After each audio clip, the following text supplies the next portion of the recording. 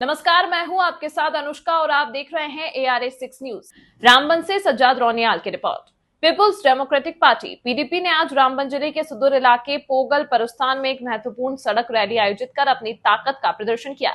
इस कार्यक्रम का नेतृत्व बनिहाल विधानसभा क्षेत्र के पीडीपी उम्मीदवार इम्तियाज अहमद शान ने किया और स्थानीय निवासियों तथा पार्टी के वफादारों से काफी समर्थन प्राप्त किया।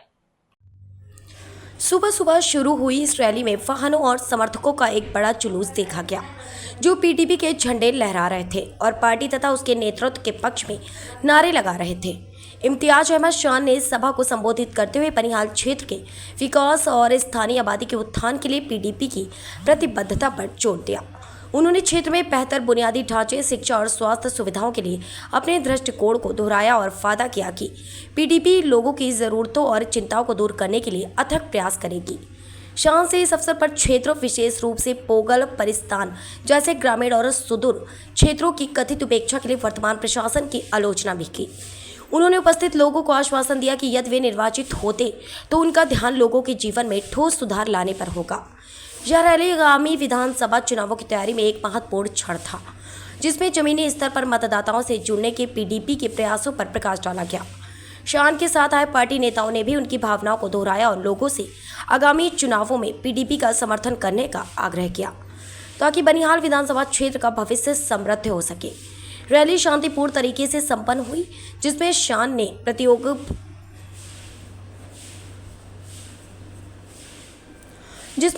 प्रतिभागियों को उनके अटूट समर्थन के लिए धन्यवाद दिया और उन्हें पूरे क्षेत्र में मतदाताओं को संगठित करने के अपने प्रयासों को जारी रखने के लिए प्रोत्साहित किया। इस कार्यक्रम को क्षेत्र में पीडीपी की मजबूत उपस्थिति के रूप में देखा गया, जिसने आने वाले दिनों में पार्टी के अभियान के लिए माहौल तैयार किया। आज हमारे यहाँ पे एक यहाँ की पहाड़ की मायानाज शख्सियत जो कमिश्नर रिटायर भी हैं और उन्होंने 2014 में यहाँ इलेक्शन भी कंटेस्ट किया था और वो रनर रहे थे, सेकंड रनर। आज उन्होंने हमारे जमात के साथ सपोर्ट करने का यहाँ पे ऐलान किया, उसके लिए हमने यहाँ पे ये मीटिंग रखी। सर, और रोनियाल साहब के आने से आपकी पार्टी में कितनी जान बढ़ी है, कितना हौसला मिला?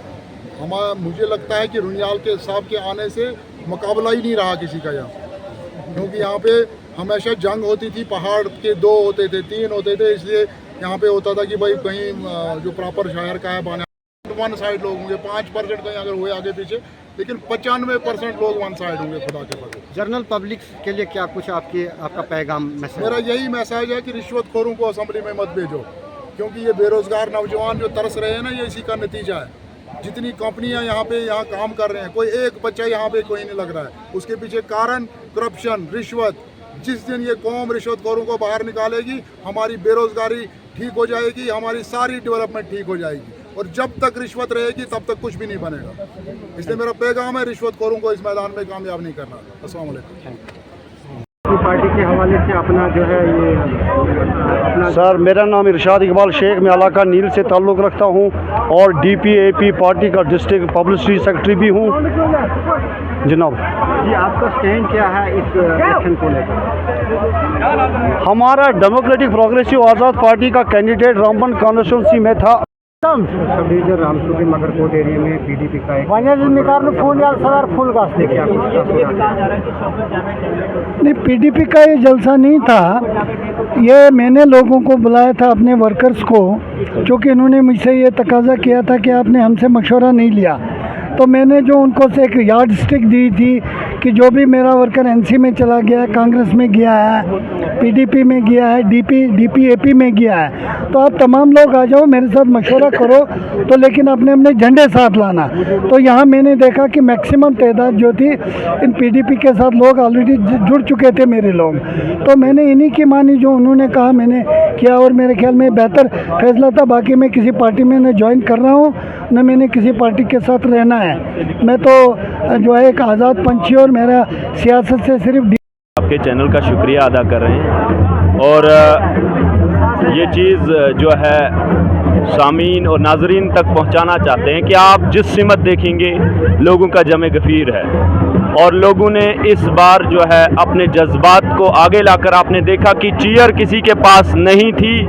लोगों ने अपने जज्बात को बराबर 4 से 5 घंटे यहाँ खड़ा होने के बाद साबित किया कि हम वाकया जो है हमने इस इलाके को जो है तब्दीली का रुख दिखाना है, और तब्दीली के बाद हमें एक दयानतदार और एक ईमानदार लीडर का हाथ थामना है, वो इम्तियाज़ अहमद शान साहब है। आपकी जो उम्मीद है, जो एक्सपेक्टेशन है, वो इम्तियाज़ शान जो है उनकी भरपाई कर देंगे जीतने के बाद? हमें उम्मीद है इंशाअल्लाह, क्योंकि वो लोग जो अल्लाह के रास्ते में जो है दिल खोल के आगे रहते हैं, वही लोग जो है पब्लिक का काम करते हैं। क्योंकि ये कहा जाता है कि जो इंसान का शुक्र अदा करता है और वही खुदा का भी शुक्र अदा कर सकता है। तो ये इंसान वो है कि जिसने कभी भी अपने आप पे गुरूर नहीं किया और हमेशा जो है ज़मीन के साथ अपने पांव रखे।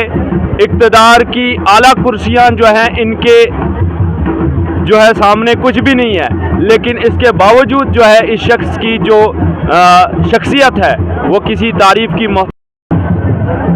आज जो ये प्रोग्राम बनिहाल के जो इलाके रामसू के ये मक्खनकोट इलाके में जो हुआ, बहुत ही बढ़ चढ़ के लोगों ने हिस्सा लिया इसमें और जन सलाब लाया इसमें, और बुजुर्गों, मेरी बहनें, मेरे भाई, सब लोगों ने इसमें हिस्सा लिया, बढ़ चढ़ के हिस्सा लिया। इसमें लोगों ने साबित कर दिया है कि इम्तियाज़ शान साहब को जिताना है, कामयाब करना है, और बाहरी अक्सरियत से 95% इंशाअल्लाह इम्तियाज़ शान साहब को इन्होंने वोट यहाँ से देना है। मैडम, जिस तरह से आपको बताया जाता था कि रोनियाल साहब वहाँ पे खाली हो चुके हैं, आपको ये पब्लिक देखकर आज क्या साबित हुआ कि लोग?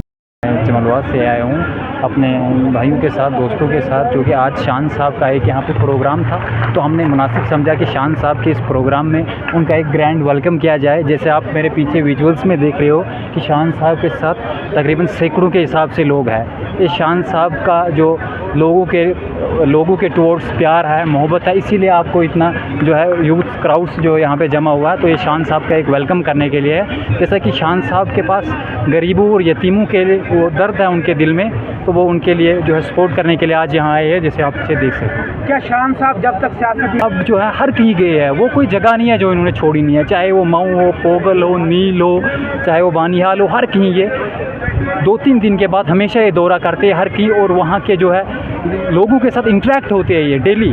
और वहाँ के इस प्रोग्राम के हवाले से क्या कुछ कहना है आपका, बताइए।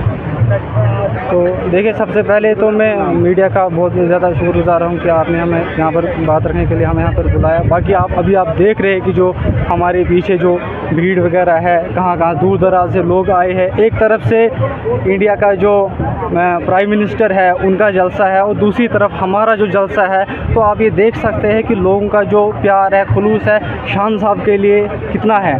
हमारे पोगल पड़ी स्थान से ये रोनियाल साहब आए हैं, नील से शोकत जावेद डेंग साहब आए हैं, बाकी भी आप देख सकते हैं कि कितनी भीड़ वगैरह है। लोग गूल से आए हैं, नील से आए, हर एक जगह से आए हैं शान साहब के लिए, शान साहब को सपोर्ट करने के लिए आए हैं।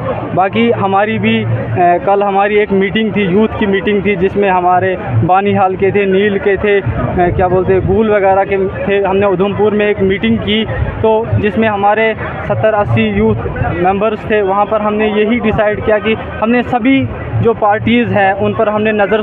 जो मकरकोट की सरजमीन पे ये पीपल्स डेमोक्रेटिक पार्टी की रैली होने जा रही है, इसमें जो है हमारे डिस्ट्रिक्ट रामबंद के और जम्मू कश्मीर के एक मायनाज शख्सियत जनाब बशीर अहमद रोनियाल साहब का वेलकम था यहाँ पर, और उनके आने से बहुत खुशी हमें हो रही है, क्योंकि उन्होंने एज ए पॉलिटिक्स में जब उन्होंने ज्वाइन किया तो उन्होंने बड़े पैमाने पे तामीर व तरक्की को यहाँ पर यकीनी बनाया है। तो हम चाहते हैं कि उनकी यहाँ पर ज्वाइनिंग से बड़ा जमे गफीर हुआ, और आवाम जो है बड़ी खुश है कि क्योंकि एक तजुर्बेकार ब्यूरोक्रेट रिटायर और तजुर्बेकार सियासतदान हैं, उनके आने से तामीर व तरक्की पे बड़ा अच्छी तरक्की होगी यहाँ पर। इस वक्त तक अगर आप देखें कि गूल और संगलदान, देखिए सर, हमें जो गूल अरनास से जो है बड़े पैमाने पर अच्छा रिस्पांस मिल रहा है।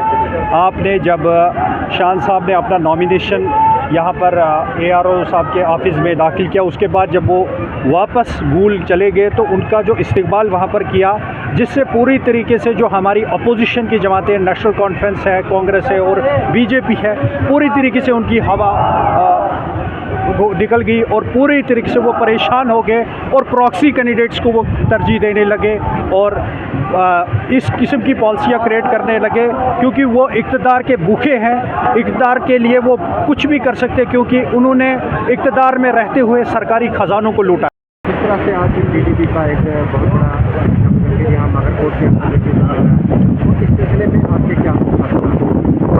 देखिए, सबसे पहले मैं नाजरीन को अस्सलाम वालेकुम वरहमतुल्लाहि वबरकातुहू पेश करता हूँ। उसके साथ साथ मैं आपका भी बहुत खुशामदीद करता हूँ कि आप जो है अपने चैनल के वसादत से हमेशा जो है दबी कुचली आवाज़ उठाने की रहते हो।